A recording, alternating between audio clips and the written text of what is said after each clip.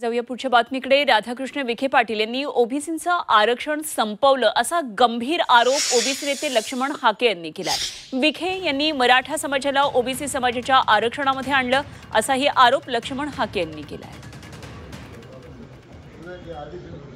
काय केले सांगू का त्यांनी? विखे पाटलांनी केलं असं एका उपसमितीचा अध्यक्ष विखे पाटलांना केलं।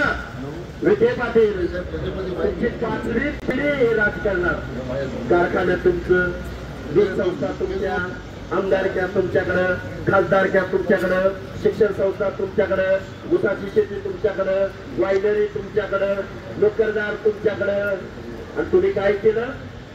ओबीसीचं आरक्षण संपवलं आणि मराठा समाजाला ओबीसी समाजाच्या आरक्षणामध्ये आणून घुसवलं।